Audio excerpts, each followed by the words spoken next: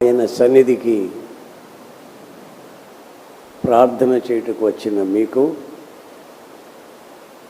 నా హృదయపూర్వకమైన వందనాలు. అందరికీ వందనాలు, స్తోత్రాలు. ఇది ఒక్కసారి హల్లెలూయా చెప్పండి. మొదటి శతాబ్దంలో దేవుని ప్రజలంతా ఓ చోట కూర్చొని ప్రార్థన చేస్తూ ఉన్నప్పుడు వాళ్ళు కూర్చుని ఉన్నటువంటి ఆ భూమి కంపించింది అని వ్రాయబడి ఉంది. అలా కదిలిందంట, అలా కదిలింది. అలాగే ఈ ఉదయకాలం ప్రార్థన కోరుకొని ప్రార్థన చేయాలన్న ఆశతో ఆయన సన్నిధికి వచ్చిన మీరు ప్రార్థన చేస్తూ ఉండగా మీ కంపించాలి. ఆమేన్. ప్రార్థన చేస్తున్నప్పుడు సాతాను ఉరుముతాడు, వెర్రి కేకలు వేస్తాడు. మనం ఎంత ప్రార్థన చేస్తామో అంతగా చెవులు, వాడి తోక పడుతుంది.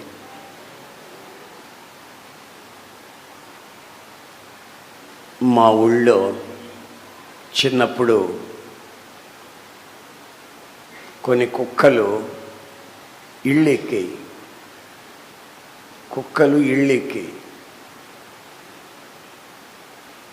ఇల్లెక్కిన కుక్కని గుర్తుపట్టి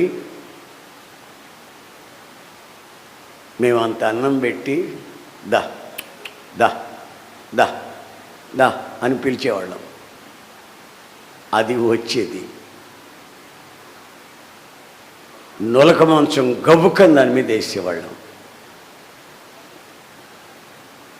నులక మంచం వేసేసిన తర్వాత దాని చెవులు తోక పైకి లాగేవాళ్ళం, కోసేసేవాళ్ళం.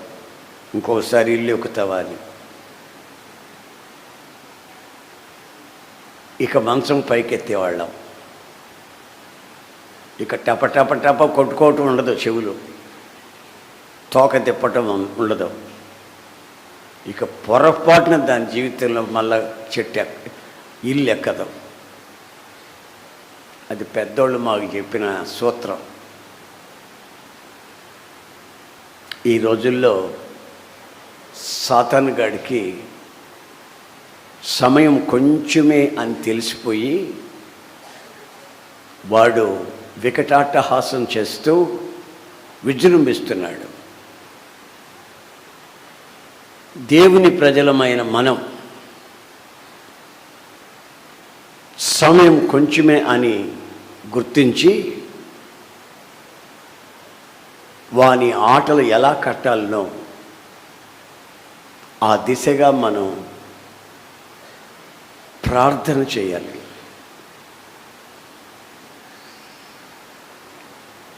ప్రార్థన చేయడం అనేది ఒకటి ఉంది,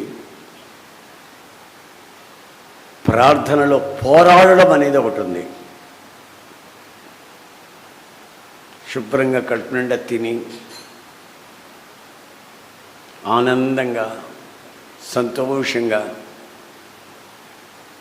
నిండు కుండలాగా, ప్రభువా నీకు స్తోత్రమయ్యా, నాకు ఆహారం ఇచ్చావు, బట్ట ఇచ్చావు, ఆరోగ్యం ఇచ్చావు, నీకు స్తోత్రములు తండ్రి అని ఇంకా ఏమైనా లేకపోతే ఆయన అడుక్కొని ఇక నేను ఆపుతున్నానయ్యా, పడుకోవాలి, అలసిపోయాను అనుకొని ప్రార్థన చేయడం అదొక పద్ధతి. అలాంటి ప్రార్థన వల్ల నీ జీవితంలో ఏమీ నీవు అనుభవించలేవు. కానీ నువ్వు ప్రార్థనలో పోరాడాలి. ఉపవసించి, మోకరించి నీ బలహీనతను నువ్వు గుర్తించకుండా, నీ శరీర బలహీనత పక్కన పెట్టి, నీ కుటుంబం కొరకు కానివ్వండి, నీ వ్యక్తిగత జీవితం కొరకే కానివ్వండి, పిల్లల కొరకే కానివ్వండి, మీరు ప్రార్థన చేయవలసిన, పోరాట ప్రార్థన చేయవలసిన, ఆయన సన్నిధిలో బ్రతిమలాడుకోవలసిన ప్రార్థన చెయ్యాలి, యాచించాలి. యాచన. ఆ రోజుల్లో ఇల్లులు తిరిగేవాళ్ళు కొంతమంది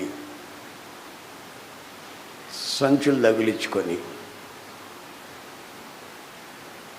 వాళ్ళ పని ఏమిటంటే చిక్కు ఇంటుకలు తీసుకుంటారు. చిక్కు ఇంటుకలు తీసుకొని అక్కడ ఇక్కడ ఉన్న చిక్కు ఇంటుకలు తీసుకొని సంచులు వేసుకొని,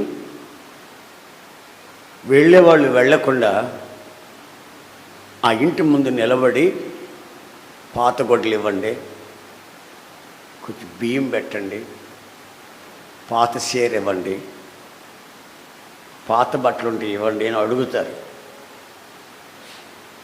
లేవు ఇప్పుడంటే ఒప్పుకోరు. వాళ్ళని బండోళ్ళు అనాలో మొండోళ్ళు అనాలో నాకు తెలియదు. ఇచ్చిందాకా వదిలిపెట్టరు. వాళ్ళు బ్రతిలాడుతుంటే, పీడిస్తుంటే ఇక విసుగుపడి పాతవి లేకపోయినా కొత్తవన్నీ ఇచ్చి పంపించేద్దామా అని అంత విసిగిస్తారు.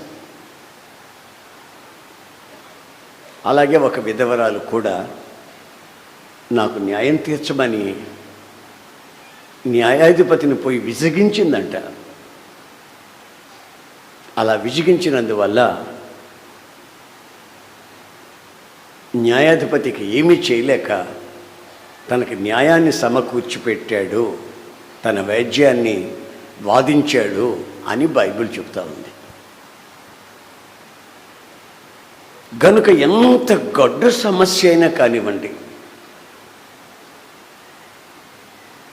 ప్రార్థనకి వీలు కాని విషయం అంటూ ఒకటి ఉండదు అనే ఆ విశ్వాసాన్ని మనం నిండుగా గుండె నిండా దాచుకొని, మనం నోటితో ఒప్పుకునే ప్రతి మాట, అడిగే ప్రతి మాట, బ్రతిమాడుతున్న ప్రతి మాటకి మనం పొంది ఉన్నాము అనే నిరీక్షణ కలిగి మనం అలా ప్రార్థన చేయాలి.